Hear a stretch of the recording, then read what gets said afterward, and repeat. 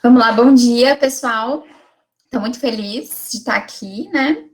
Eu vou apresentar esse conselho presidencial da American Heart Association, que tem como título Gorduras Dietéticas e Doenças Cardiovasculares, né? A Fabi já me apresentou.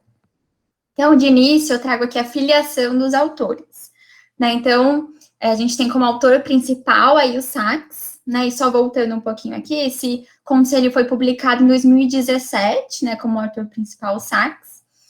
E a gente tem a filiação dos autores, então tem diversas universidades, Estados Unidos, né? E eu trouxe aqui, deixa eu pegar o pincelzinho. Eu marquei, assinalei aqui os autores que têm algum tipo de conflito de interesse. Então, eu peguei esses 3 autores, né? Então, dos 15 autores apresentados, 3 deles têm um tipo de conflito de interesses. Né? Então, tem algumas empresas bem conhecidas, empresas do ramo alimentício, né? De castanhas, de óleos. Aqui é uma empresa de consumo da indústria da pecuária, de peixes, outras empresas aqui do ramo alimentício. Esse outro autor aqui com diversas farmacêuticas, né, tendo influenciado aí, dado um tipo de encargo para esses autores. E essa é a carinha do material. De início, acho que chama muito a atenção esse título, né, presidencial, né, então eu assinalei aqui, por que presidencial? Porque todos os autores aqui, ó, vêm acompanhados aqui, eles são membros, tem uma cadeira, né, lá no American Heart Association, na AHA, tá? Então, todos esses autores que eu mostrei, todos eles pertencem, né, fazem parte aí do Conselho Presidencial da American Heart Association. Então, esse material ele teve como objetivo revisar e discutir as evidências científicas mais recentes sobre os efeitos da gordura saturada e as suas trocas. Então, basicamente, o material vai falar sobre o consumo de gordura saturada e como a gente vai trocando isso e quais são os efeitos na doença cardiovascular. Então, na introdução, a gente sabe que a doença cardiovascular ela foi responsável por 31,5% do total de mortes globais em 2013. Eu aproveito também para trazer esse dado aqui de 2017, do Global Burnout Disease, que traz que 17 milhões de pessoas foram acometidas por doenças cardiovasculares em 2017. E quando a gente vê a sequência, né, seguido, então, de cânceres, com 9 milhões, e doenças respiratórias. E o que chama muito a atenção é que nem se a gente soma as duas seguintes, dá esses 17 milhões. E trazendo aqui para a nossa realidade, né, nem São Paulo tem essa quantidade de gente aqui, a cidade de São Paulo, né, tem 12 milhões na cidade de São Paulo, então a gente ainda teria que englobar um pouquinho aí da grande São Paulo para atingir esses 17 milhões. Então, imagina aí a gente extinguir aí toda essa população, é muita gente. Então, só para a gente trazer um pouco para simplificar um pouco esse contexto. Os autores trazem que para a gente ter a redução dos casos, tem que ter um tratamento preventivo. E eles trazem que desde 1961, a American Heart Association recomenda a redução da gordura saturada na dieta para reduzir o risco cardiovascular. Então, se tem que reduzir a gordura saturada, aonde que tem gordura saturada? Então, eles trazem aqui os alimentos principais, eles pontuam, eu destaquei os alimentos que eles pontuam que devem ser reduzidos na dieta para a gente ter aí um melhor perfil cardiovascular. Então, óleo de coco, né, com aqui 82%, gordura láctea, que é a manteiga, a banha de porco, óleo de palma, óleo de palmiste e a banha bovina. Então, eles trazem, eles mesmos destacam esses alimentos que devem ser reduzidos na dieta para ter essa proteção cardiovascular. Então, vamos lá. Primeiro, eles trazem a primeira substituição, que é a substituição, então, de gordura saturada por poliinsaturada. Primeiro, esse estudo, eles foram apresentando vários estudos, e eu acho interessante trazer esses estudos também, porque a gente consegue entender qual a lógica, qual o raciocínio que eles estão trazendo, então, no estudo. Então, vamos lá. Esse estudo de 1969 foi estudo duplo cego bem controlado, com uma amostra de 846 homens, com idade média de 65 anos, e 30% deles já tinham um tipo de doença cardiovascular. Então, como funciona esse estudo? Foram 2 dietas, a experimental e a controle. Na experimental, né, o total aí de gordura da dieta ficou quase 40%, com 38,9% de gordura do valor energético total, fazendo aí apoio ao óleo de milho, soja, cártamo, algodão, todos eles ricos em ácido linoleico. E dessa dieta, 365 miligramas foram de colesterol. Já a dieta controle, ela tinha gordura saturada, Então, 49,1% de gordura total, do valor energético total, com 652 miligramas de colesterol dietético na dieta controle.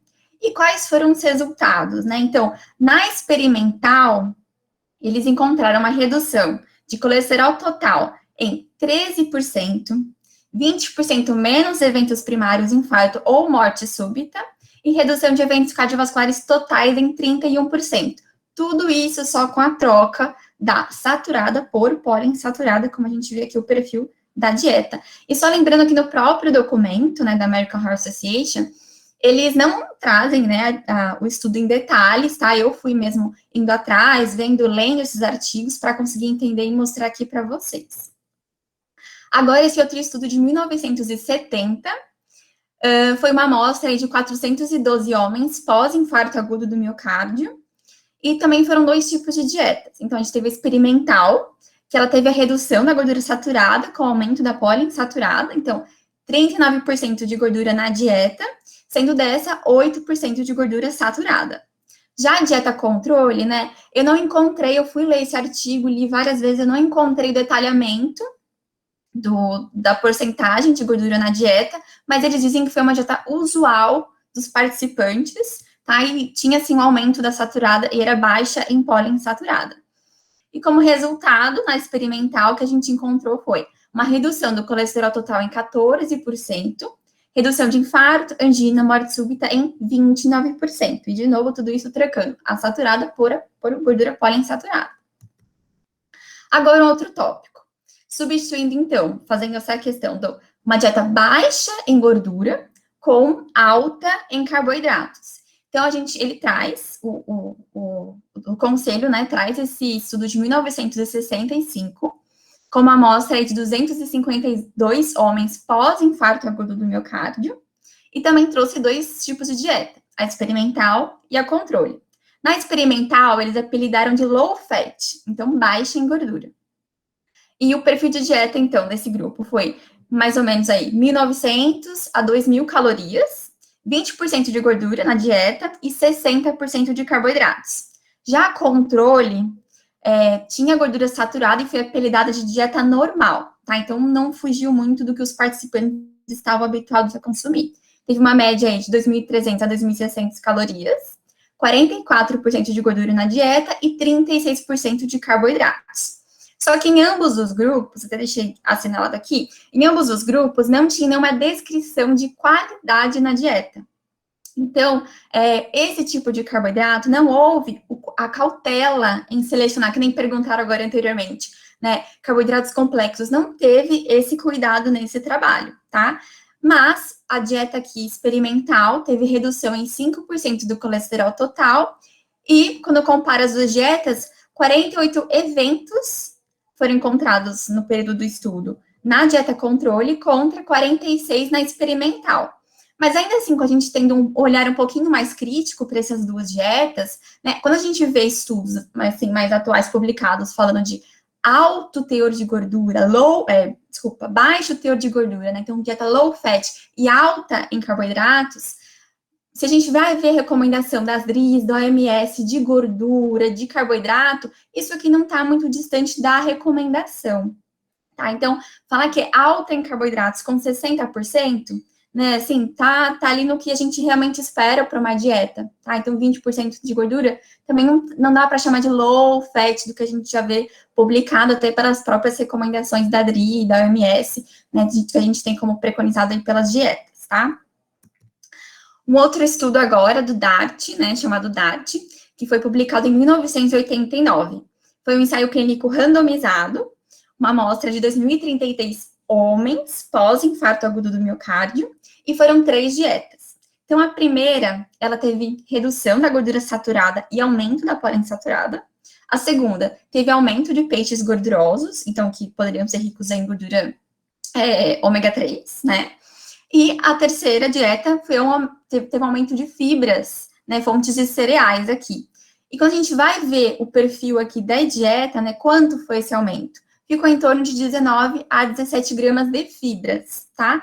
E esse grupo de aumento de fibras teve uma redução de eventos cardiovasculares em 8%, mas não foi um resultado significativo. Só que ainda assim, eu, de novo, pontuo essa questão crítica.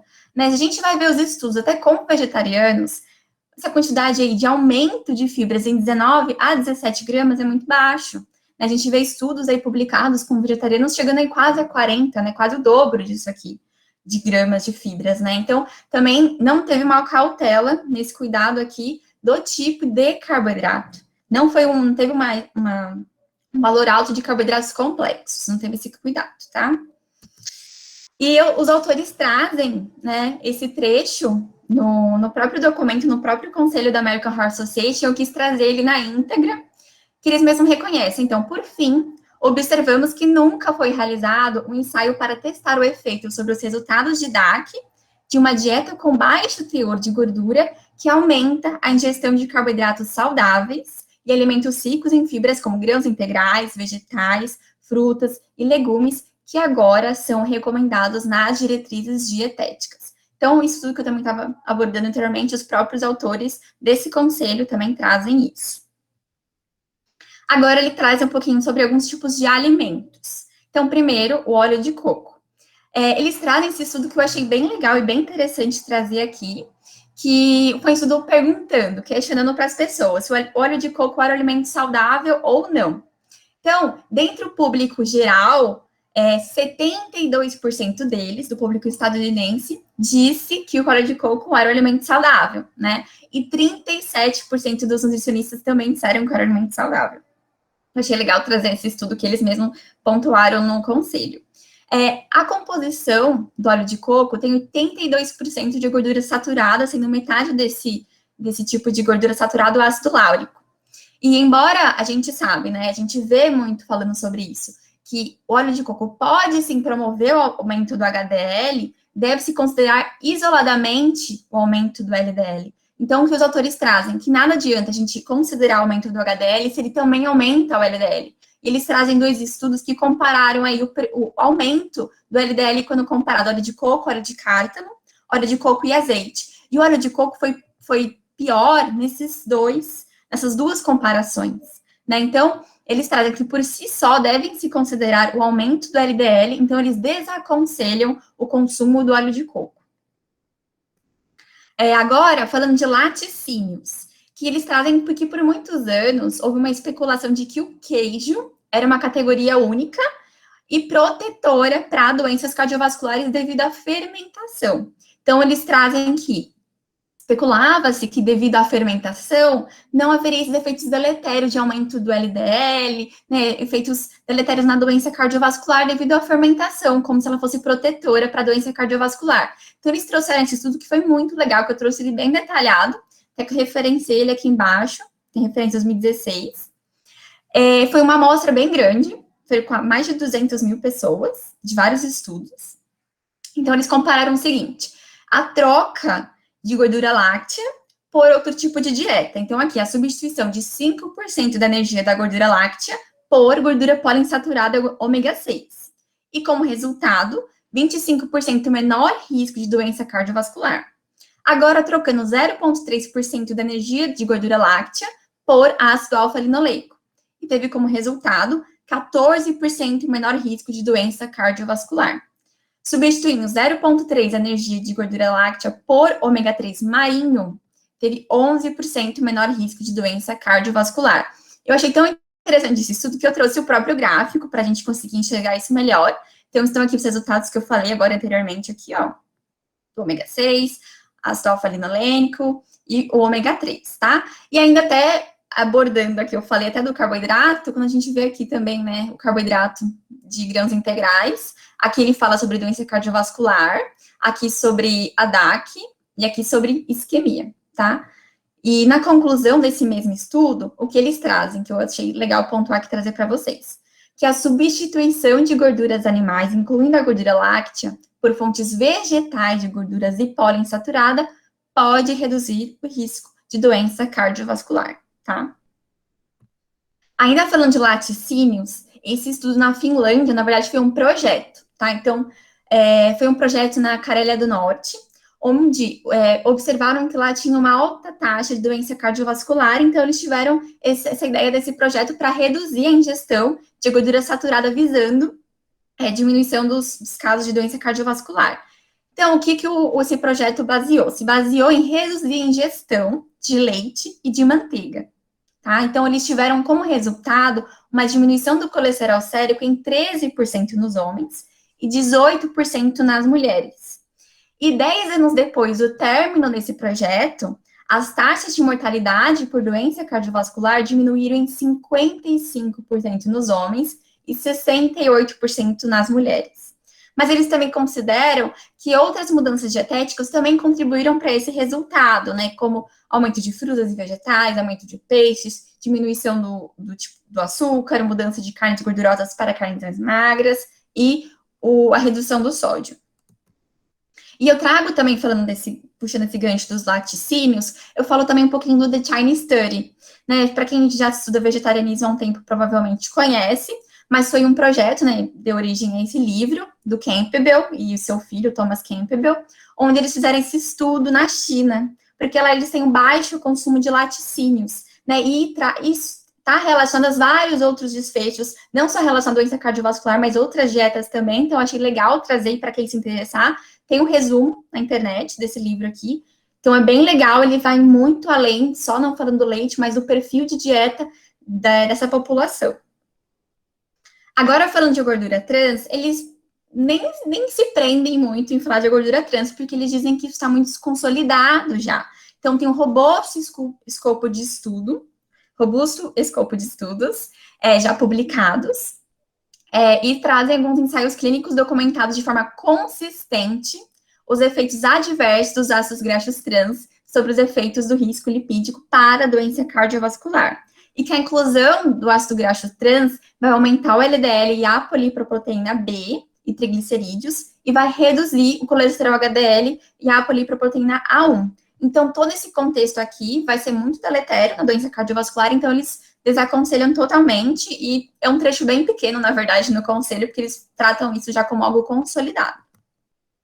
Agora, o ômega 3. Primeiro, eles trazem o ômega 3 vegetal, né, o ácido alfa-linolênico, que vai ser convertido aí, né, de fontes vegetais, né, convertido. Então, eles trazem que não há estudos consistentes que demonstram que a sua maior ingestão está associada ao menor risco de DAC, e que o ômega 3 marinho, em altas doses, estudos demonstram benefícios na hipertrigliceridemia. Agora, na dieta do Mediterrâneo, eles trazem um tópico e trazem o PREDIMED, que para quem estuda um pouquinho sobre vegetarianismo, dieta do Mediterrâneo, doenças cardiovasculares, com certeza já leu esse estudo aqui. E como funcionou? O PREDIMED é um estudo bem grande, né? Ele teve uma amostra de 7.447 homens e mulheres sem doença cardiovascular, acompanhados por quase 5 anos. Então, nesse estudo em específico, teve 2 tipos de dieta, a experimental e a controle. A experimental, né, eles tinham consumo de 50 gramas de azeite de oliva ou 30 gramas de nozes. E a controle só teve um teor de gordura reduzido na dieta. Em relação a infarto agudo do miocárdio, acidente vascular encefálico e morte por doença cardiovascular, no grupo experimental, foi significativamente inferior em 30% menor no grupo do azeite, e inferior em 29% no grupo nozes, quando comparado ao controle. Tá? Então, só aqui o consumo de azeite de oliva ou 30 gramas de nozes teve essa conclusão aqui, esse resultado. E eu referência estudo também. Só que, conhecendo o PREDIMED, tem um outro estudo do PREDIMED que não foi citado no Conselho Presidencial da AHA, que eu trouxe também, que foi um estudo, a mesma amostra, tá? Os mesmos autores. Então, que eles trazem que quanto mais vegetariano essa amostra, esses indivíduos eram, menor era o risco de mortalidade por todas as causas. Então, eles fizeram 5 grupos, aqueles menos vegetarianos para os mais vegetarianos, e perceberam que quanto mais vegetariano, maior era o perfil de saúde desses indivíduos. E na discussão, eles trouxeram uma frase que eu achei muito legal, eu trouxe aqui para vocês. Então, vou ler. Que nossos resultados são consistentes com trabalhos anteriores de um efeito prejudicial sobre a mortalidade total de um alto consumo de alimentos de origem animal, especialmente carne vermelha e processada. Eles também relatam uma vantagem de sobrevivência de vegetarianos em comparação com não vegetarianos. Então, é muito legal. Não está incluso, infelizmente, né, no conselho, mas como é a mesma amostra, eu trouxe aqui para vocês. E falando de crianças, os autores trazem que tem evidências limitadas sobre esse assunto, mas eu trouxe um estudo aqui de 1988. Em criança, a ingestão de gordura animal a principal fonte de gordura saturada na dieta desses indivíduos estava associado ao maior peso corporal. Em outro estudo aqui de 2000, o STRIP, que foi um estudo randomizado por mais de 20 anos, que examinou e relatou os efeitos melhorados na saúde a longo prazo de um programa multifatorial que incluiu a redução de gordura saturada, começando desde a infância, em comparação com a ingestão alimentar usual e estilos de vida entre crianças normais, desde a infância até a adolescência. Então, esse cuidado desde a infância vai ter aí o melhor perfil cardiovascular aí para a vida inteira. E agora, o resumo das conclusões que os próprios autores trazem, né, no conselho. E eu vou pontuar aqui para vocês até como resumo do que eu falei.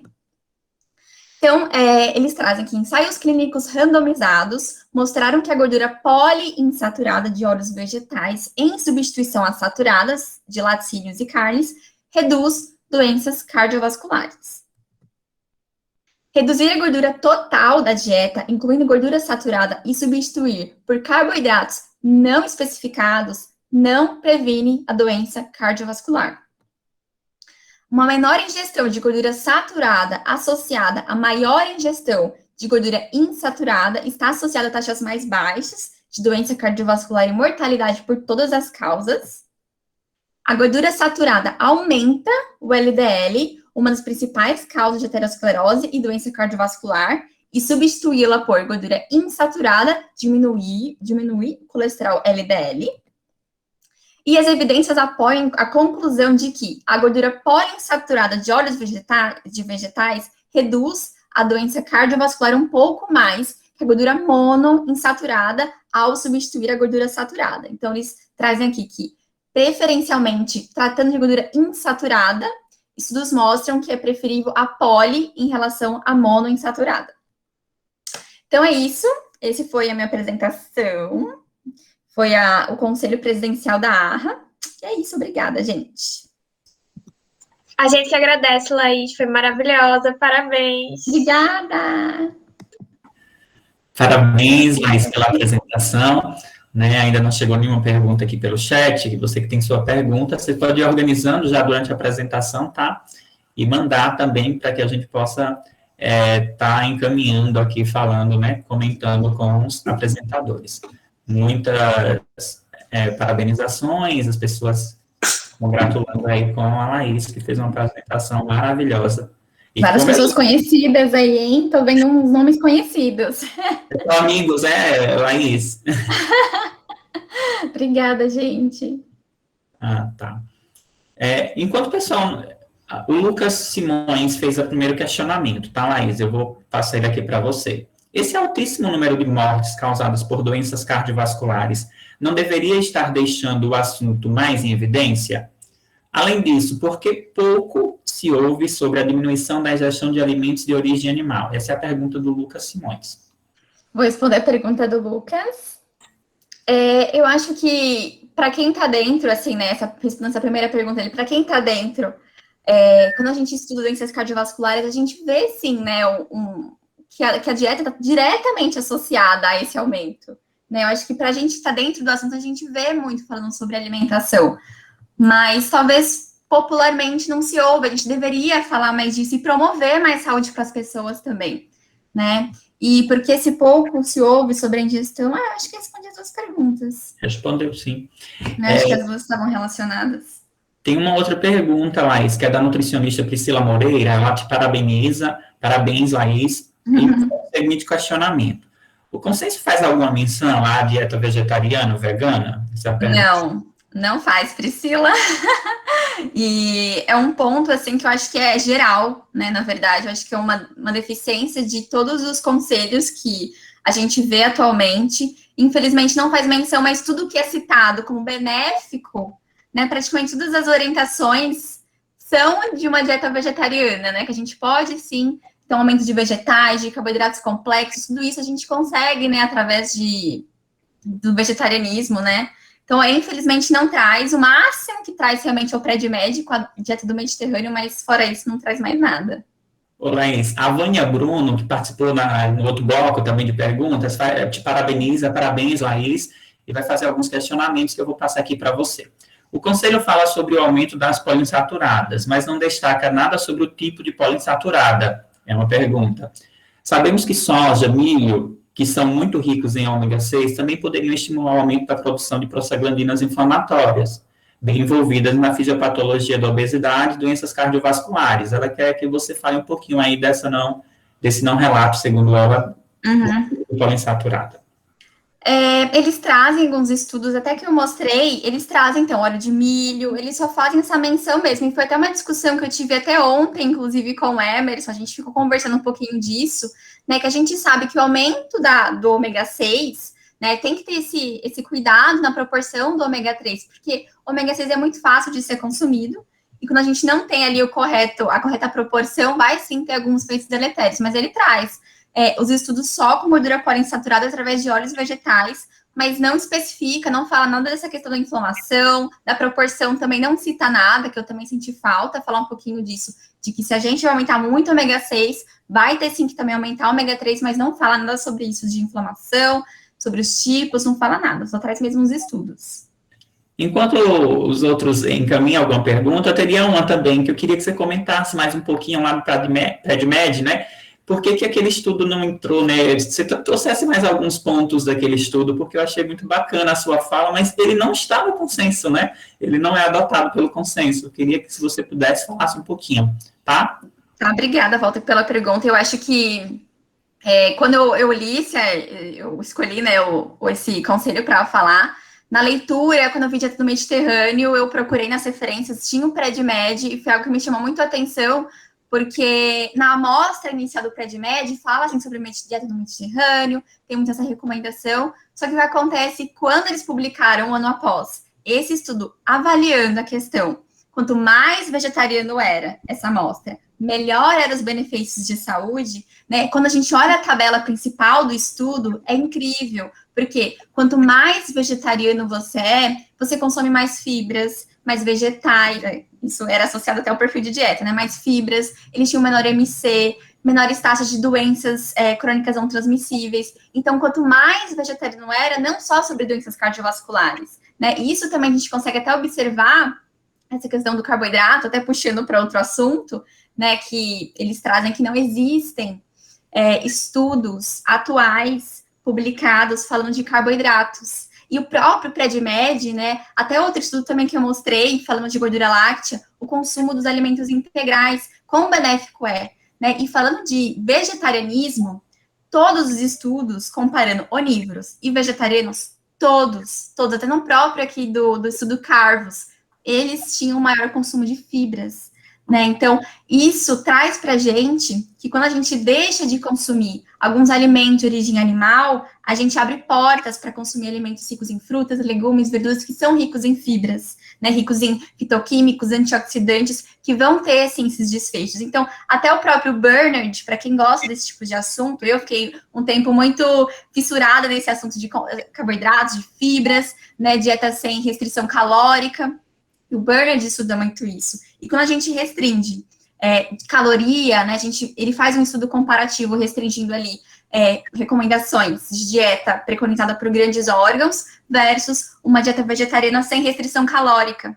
E a dieta sem restrição calórica teve perfis incríveis, né? Isso porque a gente, tirando alimentos de origem animal, abre portas para essas questões das fibras, fitoquímicos, antioxidantes, que vão favorecer todo esse contexto de saúde. Não teve nenhum outro questionamento, né? A Vânia Bruno perguntou se pode escrever aqui essa citação que falou. Qual? Que eu falei tantas agora. Do Bernard. De fibras. Isso, tá. Eu vou pegar sim, Vânia. Só vou terminar aqui, aí eu pego para você. Assim que a doutora Laís terminar os questionamentos, ela manda aqui no chat. Ela prometeu, né? Não fui eu, ela já prometeu, então fica tranquilo. Outra coisa, Laís, que eu também observei aqui, já está virando uma discussão minha com a Laís, né? A Vânia perguntou eu entender um pouco mais. Uma das coisas que eu notei é que aparecem muitos estudos da década de 70 e 80. Você acha que essas evidências lá, elas são robustas e ainda são condizentes com a maioria dos estudos atuais? Porque você cita uma evidência bacana, mas que não foi inserida. Eu queria que você falasse um pouquinho sobre isso, que eu acho que isso é bacana, já é uma discussão legal. Sim. Se não me engano, mais da metade. Eu acho que, na verdade, metade. Acho que são 140 referências.